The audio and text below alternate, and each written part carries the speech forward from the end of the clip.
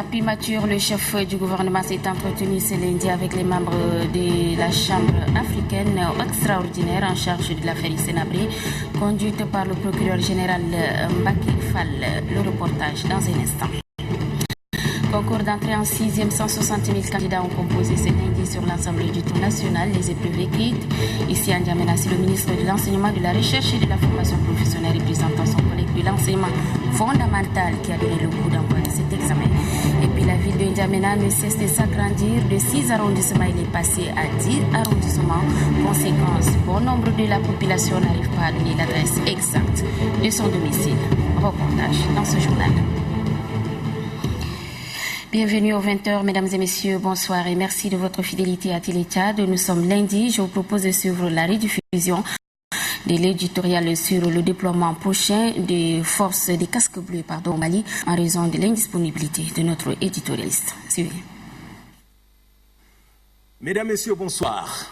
1948, soit 3 ans après la création du mastodonte appelé ONU le machin, comme l'appela Henulus, fils de la France, et l'histoire visiblement lui donne chaque jour raison. C'était en 1948 pour la première fois que le monde assiste à l'envoi des forces onusiennes dites de maintien de la paix. Elles ont été envoyées en Palestine. Ces forces avaient pour mission de superviser la trêve de la guerre arabo-israélienne. Aujourd'hui encore, 75 ans après, point d'ombre de paix dans cette région meurtrie. Palestiniens et Israéliens se tirent dessus matin, midi et soir. Et la bande de Gaza reste toujours une grande prison à ciel ouvert pour les Palestiniens. Depuis 61 opérations de maintien de la paix ont été envoyées à travers le monde avec les résultats que nous connaissons.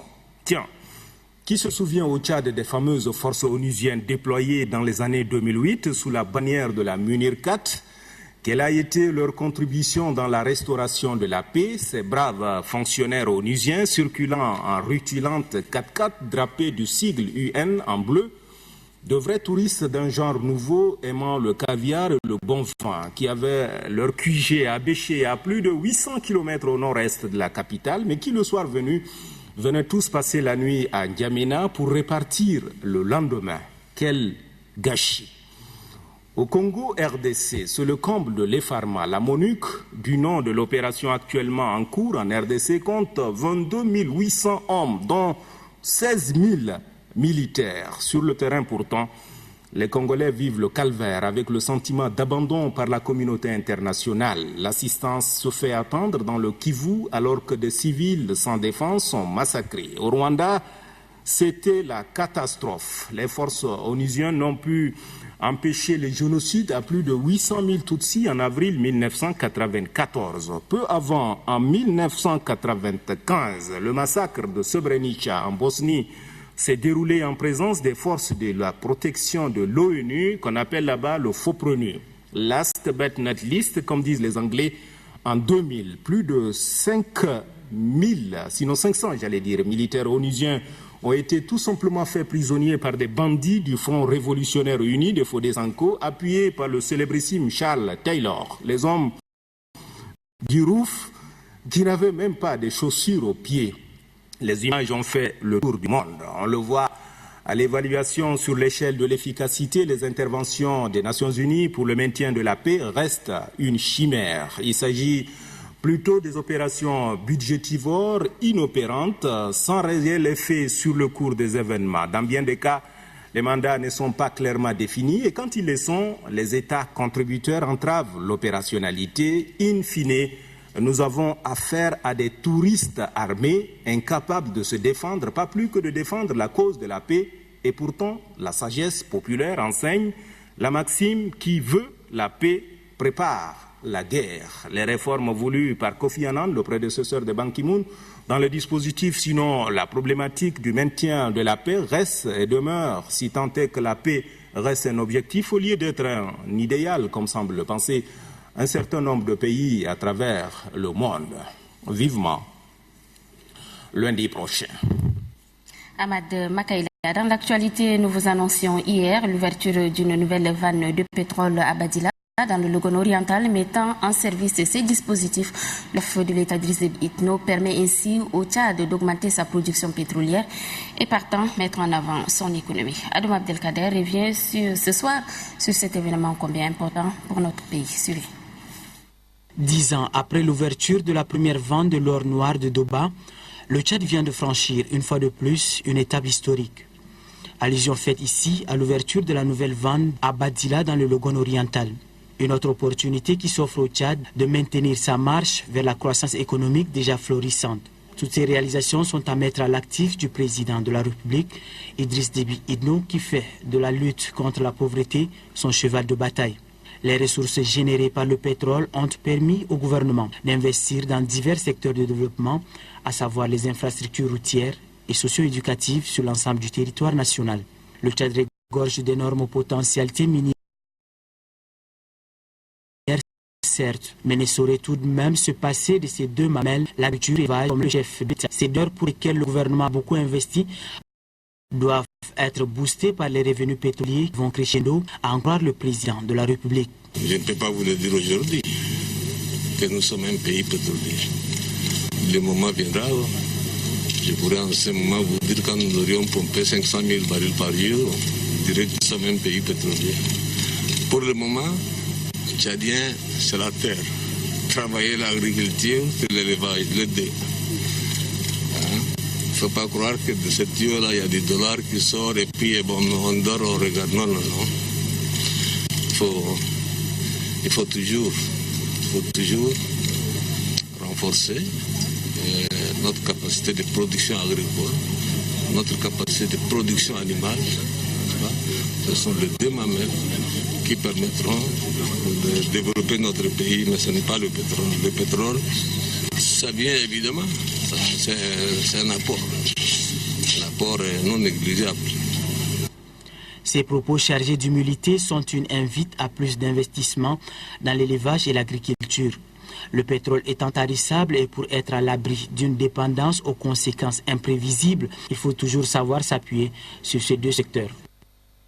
Et puis, sachez que vous pourrez suivre à partir de 21h30 le magazine sur l'ouverture de la vanne pétrolière de Badila. Donc, je le disais, à partir de 21h30, après le journal en arabe local, suivi des décrets du ministère de la Justice. Dans un communiqué parvenu à notre rédaction, l'Association des Jeunes Unis pour la Réconciliation nationale et le développement à Journe se réjouit de l'inauguration de la vanne de Badila. Le jugement de l'ex-dictateur Hissène Habré est imminent. Les membres des chambres africaines extraordinaires en charge de cette affaire ont fait le déplacement de N'Djamena, conduite par le procureur général Mbacké Fall. Cette délégation s'est entretenue ce lundi avec le Premier ministre Joseph Dimrangar Datnadi. Reportage à Sirana Matigar. C'est une délégation des chambres africaines extraordinaires en charge de l'affaire Hissène Habré, conduite par le procureur général Mbacké Fall. Ce jugement a un caractère africain. Par conséquent, toutes les parties prenantes doivent travailler en synergie pour sa réussite. C'est un défi pour le continent. Sentant le poids de cette responsabilité qui pèse sur leurs épaules, Mbacké Fall et sa suite sont venus s'abreuver à la source. Car c'est au Tchad que les crimes, sinon odieux, du moins abjects, ont été commis par le régime dictatorial de Hissène Habré. La question du prochain jugement du bourreau et ses complices a été au centre des échanges entre le Premier ministre Joseph Dimrangar Datnadi et la délégation. Le Tchad, qui tient absolument à ce que justice soit rendue aux victimes de cette barbarie, a déjà mis assez de moyens pour la réussite de ce procès tant attendu par le peuple tchadien. L'audience s'est déroulée dans un esprit de parfaite collaboration et de compréhension. Le procureur général Mbacké Fall au sortir de l'audience. Le parquet général des chambres africaines est venu en mission d'exploration à N'Djamena. Il est normal qu'avant de débuter nos travaux, que nous puissions rencontrer les autorités étatiques en visite de courtoisie. C'est après quoi que nous allons dérouler sur le terrain notre mission. Il y aura une visite de terrain sur les sites qui abritaient les charles de l'époque et une série de rencontres que nous allons mener avec les associations des victimes et les organisations nationales et internationales des droits de l'homme. Ce ne sera peut-être pas la dernière visite des membres de la Chambre africaine extraordinaire au Tchad qui a signé un accord de coopération judiciaire avec le Sénégal où Hissène Habré, qui vit un exil doré, sera jugé. Les épreuves écrites du concours d'entrée en 6e ont lieu aujourd'hui sur l'ensemble du territoire national. Ils sont 160 000 candidats à se présenter cette année. Ici à N'Djamena, c'est le ministre de l'Enseignement, de la Recherche et de la Formation professionnelle supérieure, représentant son collègue de l'enseignement fondamental et de l'alphabétisation qui a donné le coup d'envoi des épreuves au lycée du quartier Walia. C'est dans le 9e arrondissement de la capitale. Belgar Larmelaguerre. Ces candidats visiblement sereins affrontent les différentes épreuves du concours d'entrée en 6e.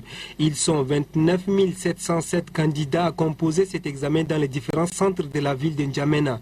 Le paragraphe est la première épreuve soumise à leur réflexion. Vous avez sans doute assisté à une fête qui s'est déroulée dans votre quartier, village ou ville. Racontez ce qui s'est passé. Ça, c'est le sujet. Donc, c'est un sujet qui est simple, je crois que vous allez donc vous en sortir facilement, sans problème. Et ceci étant, donc, je vous souhaite donc une très bonne chance à tous et à toutes. Vous êtes les futurs cadres de notre pays. Le Tchad compte beaucoup sur vous. 4 épreuves pour ce concours. Il s'agit du paragraphe, de la dictée, du calcul et de l'étude des textes. Après 45 minutes consacrées à la première épreuve, les impressions des candidats sont mitigées. Je ne suis pas sûre de moi. Je fais ça à Zagama. Le de paragraphe, j'ai pris pour le mariage. Et pour le mariage, j'ai rencontré comment le mariage s'est déroulé pour ma grande sœur. Sur l'ensemble du territoire national, ce sont au total 160 553 candidats qui composent dans 786 centres d'examen. À Jeddah, en Arabie Saoudite, c'est le consul général du Tchad, Mamad Al-Mastour, qui a ouvert l'enveloppe de la première épreuve en présence du directeur général de l'école tchadienne de Jeddah, Imran Idrissia, et de l'établissement. 4 candidats sont inscrits cette année. Bonne chance donc à tous les candidats. Après Amtiman, le ministre de la Communication Hassan Sila Bakari et sa suite ont procédé aujourd'hui à l'inauguration de la station régionale ONRTV de Sila en présence des autorités administratives de la région. Remadi Orion Odette. C'est pour traduire dans les faits une des promesses des plus hautes autorités que le chef du département de la communication a fait le déplacement de Gosbeda dans la région de Sila. Hassan Sila Bakari est allé inaugurer la station régionale de l'ONRTV Gosbeda. La venue de la délégation permettra à la population de Sila d'être sur la même longueur d'onde que les autres citoyens du monde, a reconnu le maire de la ville de Gosbeda, Brahim Baradine. Pour la représentante du directeur général de l'ONRTV, Halime Assadia Ali, l'ONRTV Gosbeda bénéficiera dans un bref délai des équipements. Il est prévu à terme le déploiement d'un système d'énergie solaire en secours de ce groupe et dans les tout prochains jours, la station sera également dotée d'une caméra et d'un banc de montage lui permettant d'assurer la couverture des événements de la région et de faire des productions locales. Le secrétaire général de la région de Sila, représentant le gouverneur, exhorte la population à faire bon usage de ces dispositifs. Chère population de Sila, vous êtes les heureux bénéficiaires de cet outil de communication qui constitue un grand cadeau du chef de l'État. Je vous demande d'apporter tout votre soutien indéfectible au président Idriss Déby Itno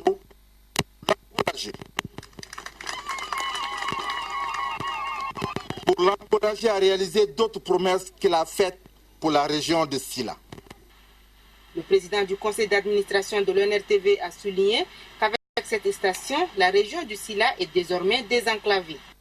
Il est vrai que pendant plusieurs années, votre région, qui a été victime des affres de la guerre qu'a connue notre pays, s'est sentie coupée du reste du pays du fait qu'elle n'arrive pas à suivre convenablement la radio nationale.